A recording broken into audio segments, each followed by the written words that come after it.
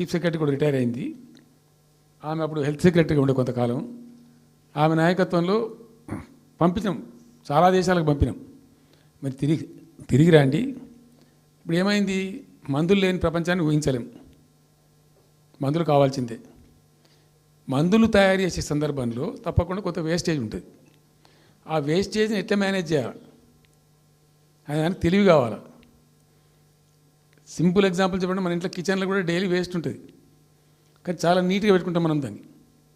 ఆ వేస్ట్ని డిస్పోజ్ చేస్తాం, కిచెన్లోనే ఉంచితే చచ్చిపోతాం కాబట్టి ఆ భయానికి క్లీన్ పెట్టుకుంటాం, మన ఓన్ కిచెన్ కాబట్టి. ఎగ్జాక్ట్లీ ఎట్లయితే కిచెన్ క్లీన్ పెడతారో వాటిని కూడా క్లీన్ పెట్టాలి. అది ఒక ఫార్మా కంపెనీ ముందు నుంచి మనం పోతున్నాం అనుకోండి, మన దగ్గర అయితే వాసన వస్తుంది, మనకు తెలుస్తుంది ఇదేదో మెడిసిన్ తయారు చేసే కంపెనీ అని. వేరే దేశాలలో అట్లా లేదు, యూరోప్లో లేదు, యూఎస్లో లేదు, చాలా దేశాల్లో లేదు, చైనాలో లేదు, అసలు గొట్టం నుంచి పొగరాదు. సో మనం మాత్రం టెక్నాలజీ మనం పెట్టుకోలేమా, పెద్ద ఇష్యూ అని చెప్పి ఐఏఎస్ అధికారుల బృందాలను తింపిన నేను అనేక దేశాలకు తింపి పంపించి, హైదరాబాద్లో ఫార్మా ఉంది కాబట్టి హైదరాబాద్ యొక్క లార్జర్ ఇంట్రెస్ట్లో ఫ్యూచర్ దృష్ట్యా ఫార్మాను కాపాడుకోవాలి, ఆ ఎక్కువ పోనీయద్దు, ప్లస్ ఈ కాలుష్య భారం నుంచి ప్రజలను రక్షించుకోవాలి. ఎట్లా అంటే జెడ్ఎల్బీ అని వచ్చింది, జీరో లిక్విడ్ బేస్ అని. ఆ డిశ్చార్జ్ ఏదైతుందో దాన్ని మొత్తం జీరో లిక్విడ్ చేస్తారు, ఇంకా కాలుష్యం కాదు, ఏం చెడిపోదు, వీళ్ళకి ఇబ్బంది ఉండదు. అది ఇంటర్నేషనల్ లెవెల్లో సక్సెస్ఫుల్గా ఉంది, సక్సెస్ఫుల్గా జరుగుతుంది. ఇప్పుడు అమెరికాలో ఉన్నాయి చాలా కంపెనీలు, యూరోప్లో ఉన్నాయి, ఇంకా చాలా చోట్ల ఉన్నాయి. అవసరం, ప్రతి దేశానికి అవసరమే. అయితే మనం ఆ సిస్టమ్ పెట్టుకోవచ్చు కదా అని చెప్పి ఒక ఫార్మా యూనివర్సిటీ కూడా పెడదాం దాంట్లో అని చెప్పి ఫార్మా ఇండస్ట్రీ తెచ్చినాం. 2 హెలికాప్టర్లు తీసుకొని ఆ ఫార్మా బిజినెస్ మెన్ ఎవరైతే ఉంటారో వాళ్ళని నేనే స్వయంగా పెట్టుకుని పోయి ఆ ముచ్చర్ల కాడ పోయి తీసుకుపోయి చూపించి ఈ ప్లేస్ బాగుంటుంది కదా అంటే బాగుంటుందని చెప్తే దాన్ని ఫైనల్ చేసి చాలా కష్టపడి 5-6 సంవత్సరాలు పర్సూ చేసి రైతాంగంతో ఘర్షణ పడకుండా ఒక 20,000 ఎకరాలు పెట్టుకొని చేస్తే 14,000 ఎకరాల పైచీలకు వరకు 14,000 నెట్ వచ్చింది ప్రభుత్వానికి. 14,000 acres already acquired by government. చాలా ఎంఓయూలు జరిగినాయి, అన్నీ జరిగినాయి. మన లోకల్ వాళ్ళు రెడీ ఉండి. అయితే పర్టికులర్లీ జీడిమెట్ల, చెర్లపల్లి వీళ్ళు ఏమన్నారంటే, సార్ మాకు ఆల్టర్నేటివ్ స్థలం మంచిగా ఇస్తే మేము అక్కడికి వెళ్ళిపోతాం, ఈ బాధ మాకెందుకు, ప్రజలతో కూడా ఈ బదనాం ఎందుకు, ఆడ పెట్టుకుంటాం. పెట్టి కామన్ అఫ్లుయెంట్ ప్లాంట్స్ పెట్టి ఒక ఐఏఎస్ అధికారిని పెట్టి దాన్ని ప్రభుత్వ నిఘాలోనే ఈ రసాయనాలు వ్యర్థాలను ఇష్టం వచ్చినట్టు ఎటుపడితే పంపకుండా ఆ నియంత్రణలో జరగాలని చెప్పి పెట్టుకున్నది ఫార్మాసిటీ. దానికి ఎన్వైరాన్మెంటల్ క్లియరెన్స్ కూడా వచ్చింది, కేంద్ర ప్రభుత్వాన్ని ఒప్పించి ఎన్వైరాన్మెంటల్ క్లియరెన్స్ తెచ్చినాం. హైదరాబాద్ మొత్తం ఫార్మాను ఒకటే దగ్గర తీసుకుపోయి పెట్టాలి, ఆడ ఫార్మా సిటీ కట్టాలి, అక్కడ పనిచేసే ఎంప్లాయీస్ కూడా పొద్దాకి ఇటు అటు తిరిగేటువంటి అవసరం లేకుండా మంచిగా బ్రహ్మాండమైన సిటీ రావాలి, వచ్చే సిటీకి కావాల్సినటువంటి ఆల్ ఇన్ఫ్రాస్ట్రక్చర్ రావాలి అని. చైనాలో నేను చైనా పోయినప్పుడు చూసినట్టువి అది 70,000 ఎకరాలు వాళ్ళది, చాలా హ్యూజ్ ఫ్యాక్ట్. మనకి ఒక 20,000 acres అయితే మస్తు అవుతుందని చెప్పి మేము తీసుకొని చేసినాం.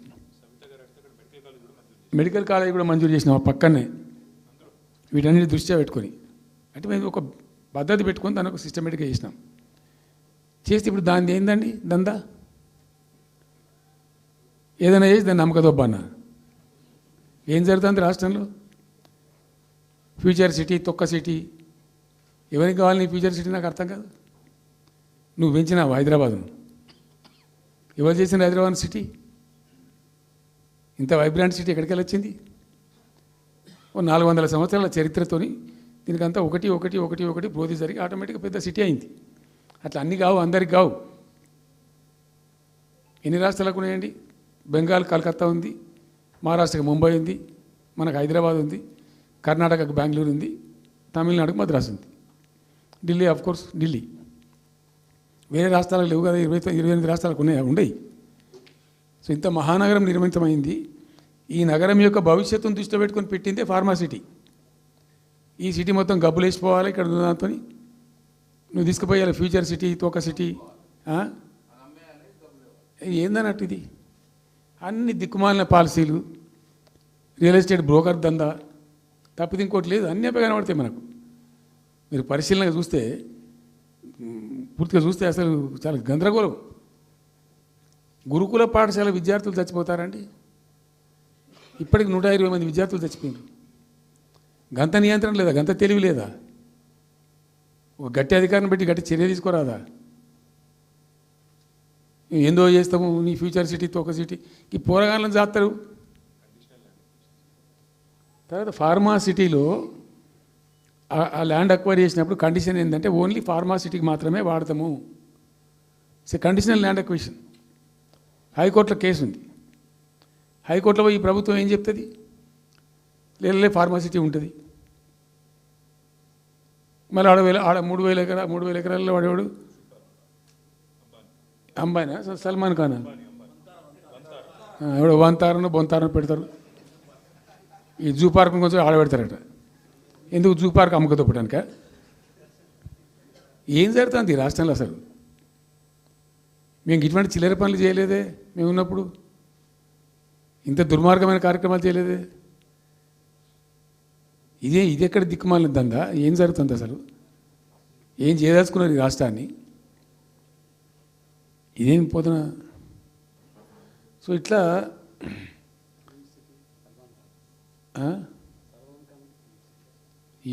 అది ఏందో నేను ఒక్కటే మాట్లాడుతున్నానండి.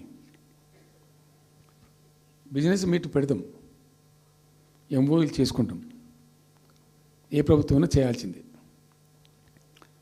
అడ్డగోలు జమాబందీ దానికి లెక్కలేని కథ అంటే ఏందన్నట్టు ఒక హైప్ క్రియేట్ చేసుడు. దీనికి ఆజుడు, దీనికి గురువు చంద్రబాబు నాయుడు. చంద్రబాబు నాయుడు చెప్పిన లెక్కల బిజినెస్ వచ్చేది ఉంటే, ఎంఓయూలు సక్సెస్ అయ్యేది ఉంటే ఆంధ్రప్రదేశ్లో ఈ పాటికి 20 లక్షల కోట్లు వచ్చి ఉండాలి. ఆయన ఫస్ట్ టైం అలా సీఎం ఉన్నప్పుడు ఆ ఊళ్ళో పెట్టే కదా, వైజాగ్లో, అమరావతిలో కదా, వైజాగ్లో పెట్టిండు. వైజాగ్లో ఎవరు వెళ్ళి ఎంఓయూలు చేసిన వాళ్ళంటే వంట మనుషులు అని చెప్పిండ్రు. ఆ స్టార్ హోటల్లో బయట వంట మనుషులు, వాడు ఎవడ సప్లై చేసేటోళ్ళు, వాడు వచ్చి కూర్చోపోయి సంతకం పెట్టే పెట్టిండు వాడు పాపం. అవునా అంటే పాపులర్ అయింది అది. ఇప్పుడు మరి ఎక్కడ ఆ పెట్టుబడులన్నీ ఎక్కడ చెప్పండి? ఆఖరికి 10,000 కోట్లు అన్న రావాలి. 15 లక్షల కోట్లు, 6 లక్షల కోట్లు, 8 లక్షల కోట్లు.